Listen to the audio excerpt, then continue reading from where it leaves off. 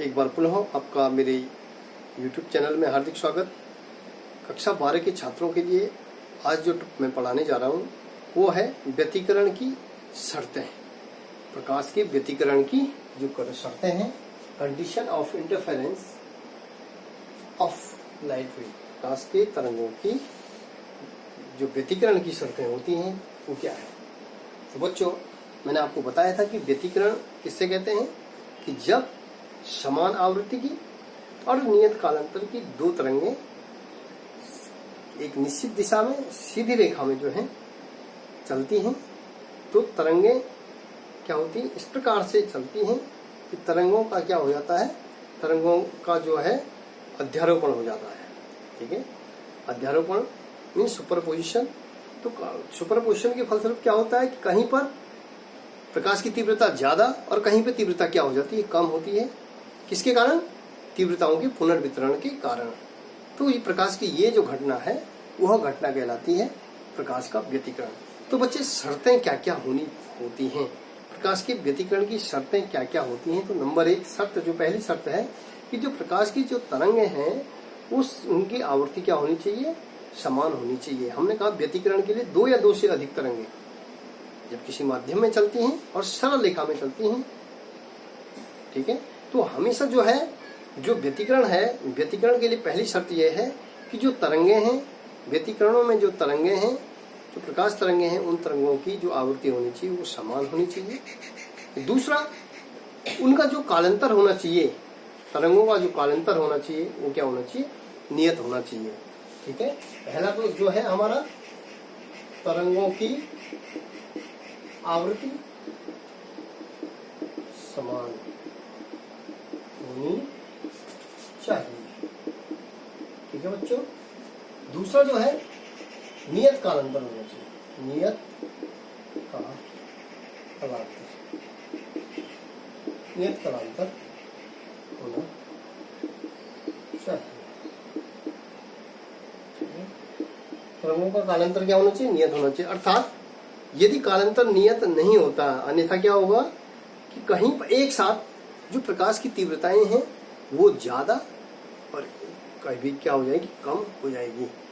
यदि तरंगों के बीच जो कालांतर है वो नियत नहीं होगा, ठीक है, तो क्या होगा कि एक ही स्थान पर कहीं पर तीव्रताएं ज्यादा और कहीं पर तीव्रताएं क्या हो जाती हैं, कम हो जाती हैं। ठीक है।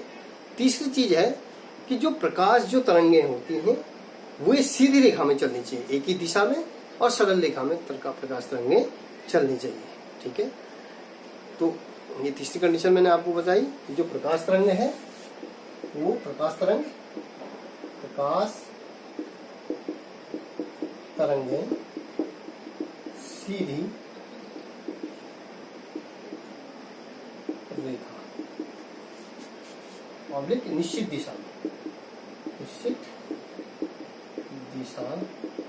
में चलनी चाहिए। ठीक है।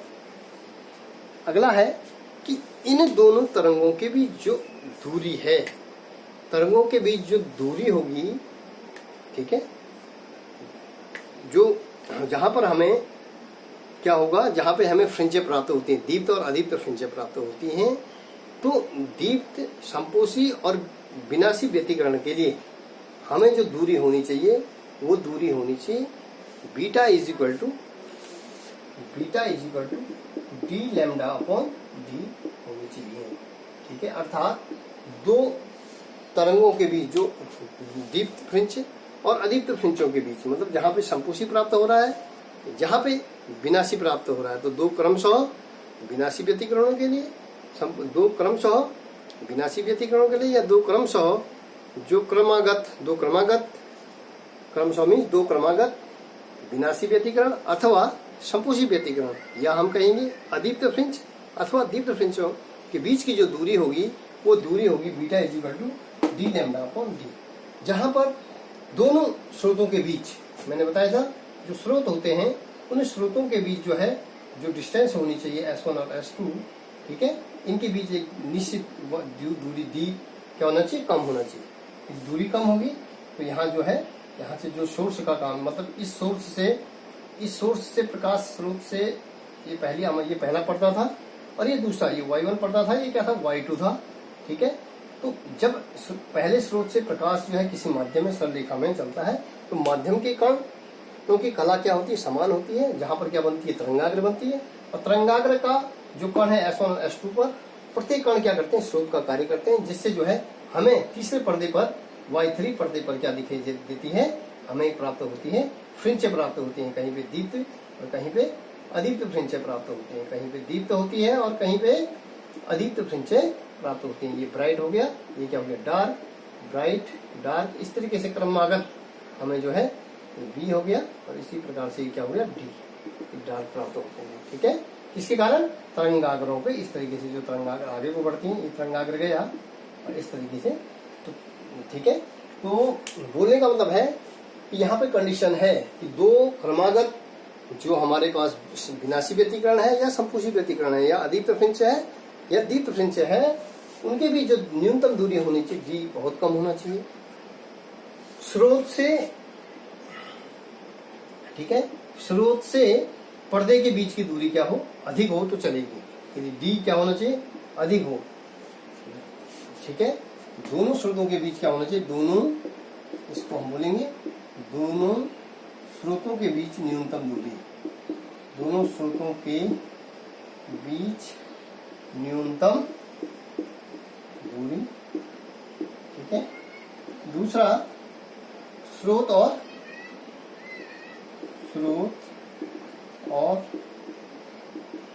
पर्दे के बीच दूरी क्या हो, अधिक हो। ठीक है, स्रोत और पर्दे के बीच वाली जो दूरी है वो ज्यादा हो। और तीसरी चीज बच्चों हमारा क्या था कि जिस तरंग दैर्ध्य से प्रकाश तीसरे पर्दे पर जा रहा है उसकी तरंग दैर्ध्य क्या हो, अधिक हो। तीसरी कंडीशन क्या होगी कि तरंग दैर्ध्य क्या हो, प्रकाश का तरंग दैर्ध्य क्या हो, प्रकाश का तरंग दैर्ध्य अधिक हो। ठीक है, तो प्रकाश का जो तरंग दैर्ध्य हो वो क्या होना चाहिए, अधिक होना चाहिए। तो जो प्रकाश स्रोत से निकल रहा है वो पर्दे तक पहुंचने में वो उसका जो तरंग दैर्ध्य हो वो क्या हो, अधिक हो, क्योंकि दूरी क्या है, यदि अधिक होगी स्रोत और पर्दे के बीच की दूरी, तो हमारा जो है उनके बीच जो प्रकाश की तरंगों के बीच जो दूरी होगी, जो चौथा कंडीशन थी, जो चौथा चीज थी हमारी, कि दो क्रमागत विनाशी अथवा संपोषी जो व्यतिकरण है उनके बीच जो डिस्टेंस होनी चाहिए, उनके बीच जो दूरी होनी चाहिए वो कितनी होनी चाहिए, beta is equal to D lambda upon D, जहां पर डी जो है दोनों स्रोतों के बीच की दूरी न्यूनतम होनी चाहिए। ये आप देख ही रहे, देखिए यहां से हम कह सकते हैं beta proportional to 1 upon D, clear है, beta proportional to lambda and beta proportional to, यहाँ पे देखिए बच्चों, हम यदि इसको दिखाएंगे तो यहाँ पे मैंने आपको बताया, क्योंकि सूत्र होता है बीटा इज इक्वल टू हमारे पास जो सूत्र है वो है डी लैम्डा बटे डी। डी क्या है, दोनों स्रोतों के बीच की न्यूनतम दूरी, तो बीटा प्रोपोर्शनल टू किसके, 1 अपॉन डी के। ठीक है, नंबर 1। दूसरा, beta is proportional to capital D के, अर्थात जो दूरी होगी, ठीक है, जो फ्रिंचों के बीच की जो चौड़ाई होगी, दीप्त और अदीप्त फ्रिंचों के बीच की जो दूरी होगी वो कब होगी, जब स्रोत और पर्दे के बीच की दूरी क्या हो, अधिक हो, नंबर 1। ठीक है, दोनों स्रोतों के बीच की दूरी यदि कम है, ठीक है, तो दूरी जो होगी, ठीक। और तीसरी चीज है, इस पर डिपेंड करता है बीटा प्रोपोर्शनल टू लैम्डा, और दोनों के बीच जो स्रोत और पर्दे के बीच जो लैम्डा होना चाहिए, प्रकाश का जो तरंग दैर्ध्य होना चाहिए वो क्या होना चाहिए, अधिक होना चाहिए। ठीक है, अगला जो शर्त है प्रकाश के व्यतिकरण की, जो अगली शर्त है बच्चों, वो शर्त है छठवीं जो शर्त है हमारे पास, जो छठवीं शर्त है वो शर्त है बच्चों कि जो प्रकाश के तरंगों का जो आयाम, जो व्यतिकरण के लिए रिस्पॉन्सिबल है, जब दो या दो से अधिक तरंगे समान आवर्ती तथा नियत कालांतर की दो तरंगे, तो उनका आयाम क्या होना चाहिए, तरंगों का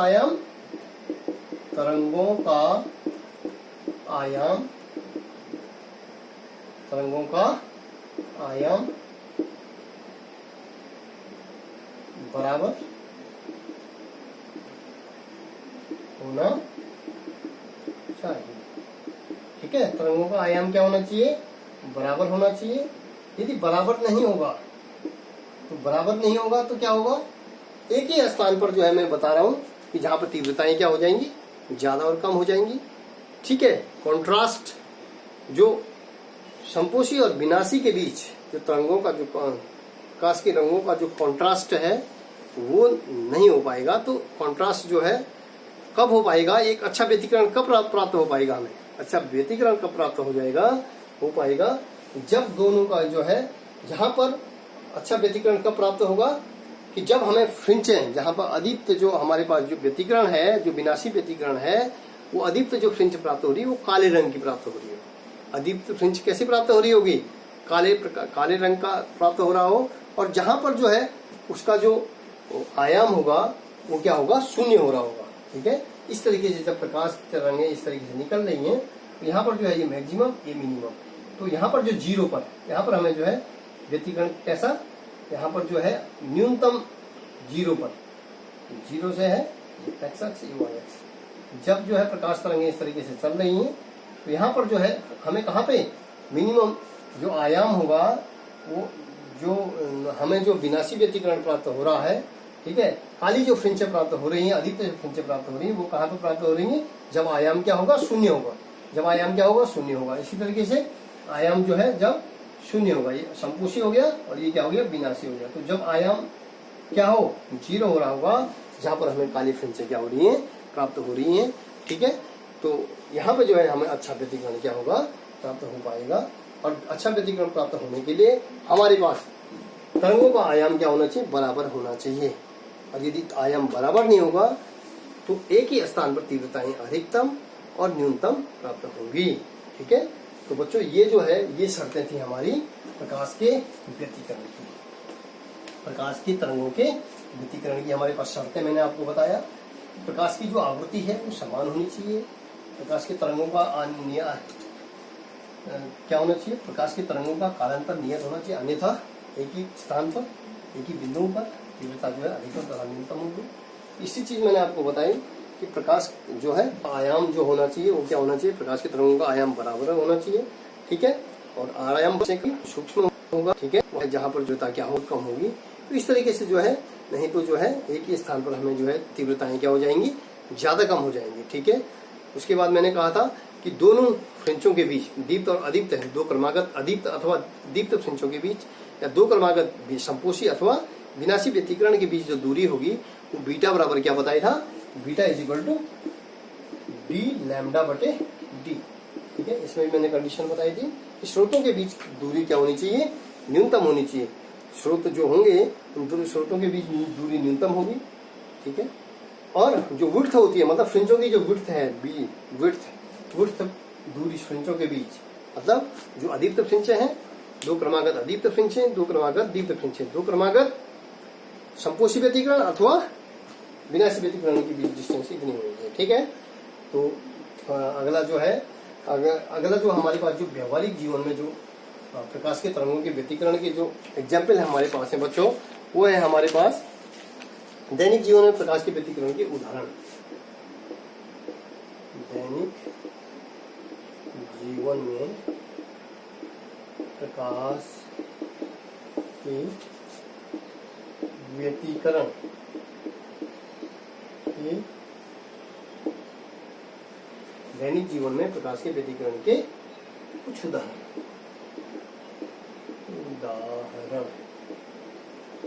देखिए क्या एग्जाम्पल है। देखिए बच्चों, हमने देखा कि जब पानी है और पानी में यदि मिट्टी जमी है, पानी के सतह पर, तल पर जो है मिट्टी जमी है, जब हम श्वेत प्रकाश उस पर इंसिडेंट करेंगे, आपतित करेंगे, तो वहां पर जो है हमें कैसा कलरफुल दिखाई देता है। वहां पे जो है प्रकाश इंसिडेंट होने पर उस एरिया में जहां पर डस्ट जमी हुई है, जहां पे मिट्टी जमी हुई है, वहां पर क्या चमकीला मीन्स जो है एक श्वेत प्रकाश जो है, जब प्रकाश को आपतित कर रहे हैं तो वहां पर हमें जो है प्रकाश किस तरीके से दिखाई देता है?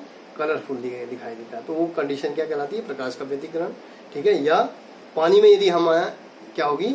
मिट्टी का तेल, जिसको केरोसिन ऑयल कहते हैं, जब द्रव में केरोसिन ऑयल को मिलाया गया है, ठीक है, केरोसिन ऑयल की बूंदें मिलाई गई है, और जब हम उस पर श्वेत प्रकाश डालेंगे तो वो हमें कैसी दिखाई देती है, वो जो है कलरफुल दिखाई देता है। वो जो उसका बबल्स है, वो बबल्स जो है केरोसिन ऑयल का बबल्स किस प्रकार का दिखाई देता है, कलरफुल दिखाई देता है। तो ये भी जो है व्यतिकरण का उदाहरण है, दैनिक जीवन में व्यतिकरण के उदाहरण ये हैं।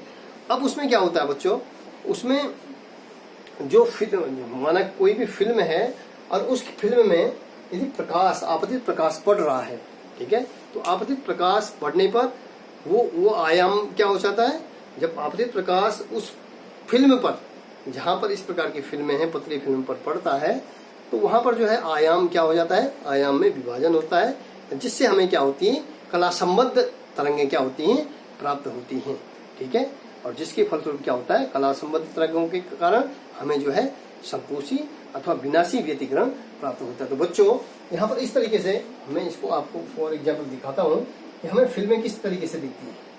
माना टी मोटाई का जो थिकनेस है, टी स्मॉल टी मोटाई का एक फिल्म है, जैसे सपोज ना, ठीक है, ये जो है कोई पतली फिल्म है जिसका अपवर्तनांक क्या है, एन है, ठीक है। अब जब प्रकाश, श्वेत प्रकाश को हम इस फिल्म पर क्या कर रहे हैं, इंसिडेंट कर रहे हैं बच्चों, यहाँ पे हमने इंसिडेंट किया, तो क्या होता है कि जो फिल्म का जो ऊपरी तल है, जो प्रकाश की जो फिल्म है, पतली जो फिल्म है, वहां पर जब हमने जो श्वेत प्रकाश को इंसिडेंट करा, तो यहाँ पर जो है पतली फिल्म का ऊपरी भाग से क्या हो जाता है, सीधे परावर्तन हो जाता है। और परावर्तन होने के फलस्वरूप हमें क्या, यहाँ पर परावर्तन के फलस्वरूप हमें जो है चमकीली जो है जो प्रकाश का रंग है, वो बहुत ब्राइटनेस यहाँ से दिखता है, ठीक है, जब प्रकाश, श्वेत प्रकाश। तो यहाँ पे जो है वो कंडीशन कब होगी, जब हमारा जो है, जो मैंने आपको पथांतर बताया था, वो पथांतर कैसा होगा, पथांतर आपका जो है λ/2 के समगुणज होगा, मतलब जो गुणा होगा वो समगुणज होगा। मीन्स जो हमारा मैंने पथांतर बताया था, डेल्टा बराबर n लैम्डा, या हम इसको क्या बोलते हैं, सपोज मैं यहाँ पे पी लैम्डा भी बोल सकता हूँ, एन से मैंने क्या ले लिया, पी ले लिया, क्योंकि मैं एन क्या ले रहा हूँ, अपवर्तनांक ले रहा हूँ।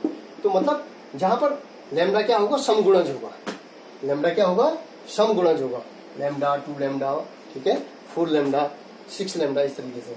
तो यहाँ पर जो है हमें जो प्रकाश, जब प्रकाश का जो प्रकाश की जो फिल्म है, प्रकाश की ऊपरी फिल्म से, प्रकाश का जो फिल्म बनी, फिल्म से ऊपरी भाग से जब परावर्तन हुआ, तो परावर्तन के फलस्वरूप जो किरण जो है परावर्तित हुई, ये चमकीली जो प्रकाश किरण है ये हमें प्राप्त हो रही है। तो यहाँ पे हम कहेंगे संपोषी, इसको कहेंगे संपोषी व्यतिकरण यहाँ पे होगा, ठीक है।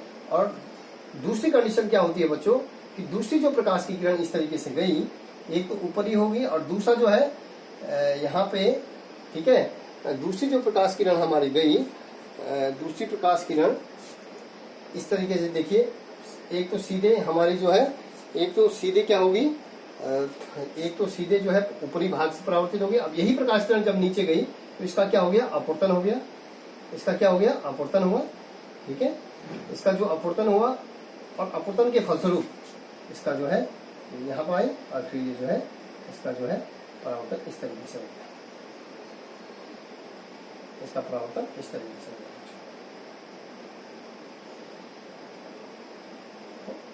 आपको इस तरीके से क्या हो गया, परावर्तन हो गया। तो बच्चों यहाँ पे देखिए, मतलब जो प्रकाश की फिल्म है, एक तो ऊपरी भाग से परावर्तन हुआ, ठीक है, यहाँ पर, और दूसरा जो है जिससे हमें क्या हुआ, हमें प्राप्त हुई संपोषी व्यतिकरण। और दूसरा जो है प्रकाश की जो फिल्म का जो निचला भाग है, वहां से जो है प्रकाश किरण जो है यहाँ पे प्रकाश का अपवर्तन हुआ, अपवर्तन कोण बना आर, और यहाँ से जो है फिर फिल्म के निचले भाग से जो है क्या हुआ, परावर्तित क्या हुआ, यहाँ पे जो है अपवर्तन हुआ, पारगमन हुआ, ठीक है, पहली कंडीशन में अपवर्तन हुआ, दूसरा क्या हुआ, पारगम्य हुई, ठीक है।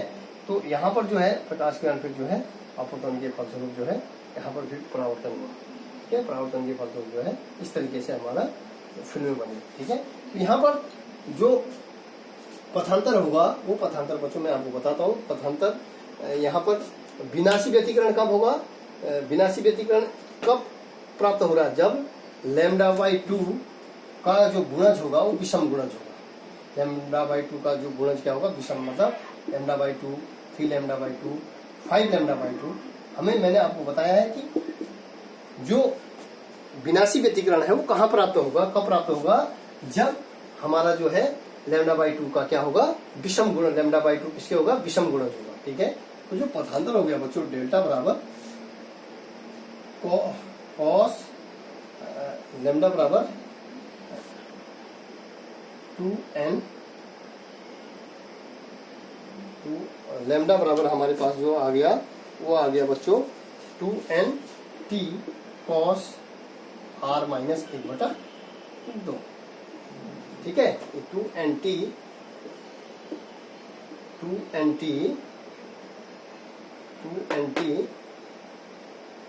कॉस r माइनस 1/2 बराबर क्या हो गया, पी लैम्डा के। हम इसको जो है एन लैम्डा ना बोल करके क्या बोल रहे हैं, पी लैम्डा बोल रहे हैं। ये पथांतर हमारा इस समपोषी व्यतिकरण के लिए। ठीक है बच्चों, तो इस तरीके से जो है एन लैम्डा हो गया, इसको हम जो है डेल्टा बराबर 2nt कॉस r बराबर, ये हो जाएगा हमारा, जो ये वैल्यू हो जाएगी ये हो जाएगी, इसको हम, ये बच्चों ये होता है लैम्डा बाई 2। ठीक है, तो ये हो जाएगा आपका P lambda plus lambda by 2। हमने इसको इस तरीके से लिख दिया। तो यहाँ पे देखेंगे, यदि हमारा जो है लैम्डा 1/2 हम कॉमन ले लेते हैं, तो ये हो जाएगा 2, लैम्डा भी कॉमन ले लो, तो ये हो जाएगा 2p। ठीक है, प्लस 1। यहाँ पे जो है हमारा इस तरीके से हमने इसको ले लिया। ठीक है बच्चों, ये हमारा आ गया पथांतर हो गया डेल्टा बराबर 2nt कॉस r, या हम इसको लिखें लैम्डा बाई 2 2p प्लस 1। ठीक है, अब यहाँ पे क्या करना है, यहाँ पर यदि हम p बराबर, p की वैल्यू, p बराबर क्या हो जाएगा, p बराबर 0 1 2 3 4 इन्फिनिट। इसके लिए जब प्रकाश जो है, आपतित प्रकाश किस पे, फिल्म में पड़ा, इस पतली फिल्म में पड़ा, तो इसका क्या हो गया, परावर्तन हो गया। ठीक है, तो बच्चों यहाँ पर जो है यदि हम p की जगह पे लिख दें p बराबर q प्लस 1। ठीक है, p बराबर q प्लस 1 हो जाएगा मानो सपोज, तो ये हो जाएगा या q बराबर p प्लस 1 हम यदि लिखते हैं। ठीक है, तो p की वैल्यू हम यहाँ पे रख देते हैं बच्चों q माइनस 1 बराबर p के। तो p की वैल्यू हम यहाँ पे रख देते हैं, तो ये हो जाएगा पथांतर बराबर 2nt कॉस r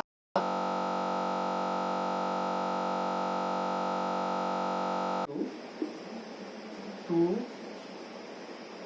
ठीक है, q माइनस 1 है तो -2 और प्लस 1। ठीक है, तो हम इसको लिख सकते हैं लैम्डा बाई 2 2q माइनस 1। ठीक है, ये हो जाएगा जहाँ q बराबर 1 0 1 2 3 डॉट इनफाइनाइट है। या हम इसको ऐसे भी लिख सकते हैं बच्चों,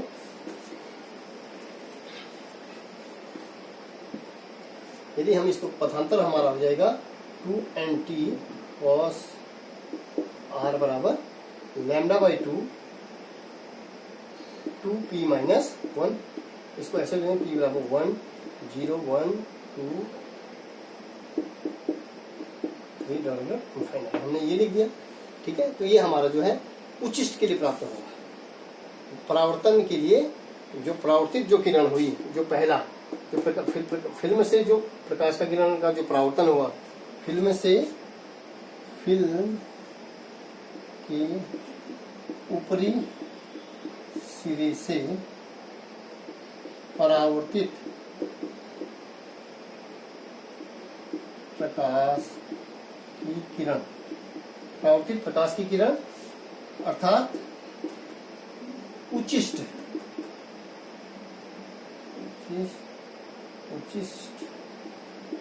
उच्चिष्ट है, उच्चिष्ट प्राप्त हुआ हमारा बच्चों, उच्चिष्ट हमारा प्राप्त हो गया। यहाँ पे ये हो जाएगा पथांतर बराबर हो जाएगा 2nt कॉस r बराबर लैम्डा बाई 2 2p माइनस 1।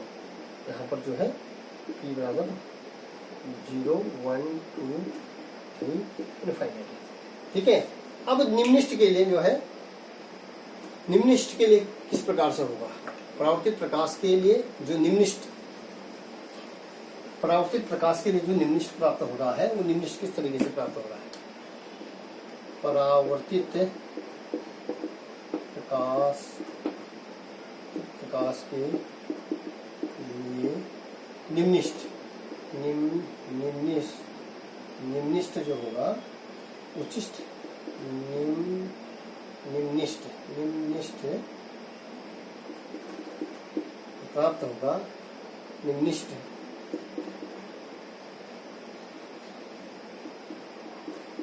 जो निम्निष्ट प्राप्त होगा बच्चों, वो निम्निष्ट प्राप्त होगा हमारा पथांतर बराबर हो जाएगा 2nt cos r बराबर, हम इसको देख सकते हैं 2p - 1 अपॉन लैम्डा बाई 2। ठीक है, 2p - 1 अपॉन लैम्डा बाई 2।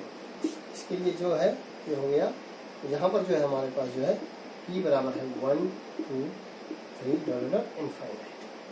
ठीक है बच्चों, तो ये हमारा जो है इसके लिए प्राप्त हो गया, हमारा जो है निम्निष्ट प्राप्त करने के लिए ये सूत्र हो गया। तो बच्चों इस तरीके से जो है व्यावहारिक जीवन में भी हमारे पास बहुत सारी जो है उदाहरण हैं व्यतिकरण के, जहाँ पर हम क्या कर सकते हैं, उच्चिष्ट तथा निम्निष्ट को क्या कर सकते हैं, प्राप्त कर सकते हैं।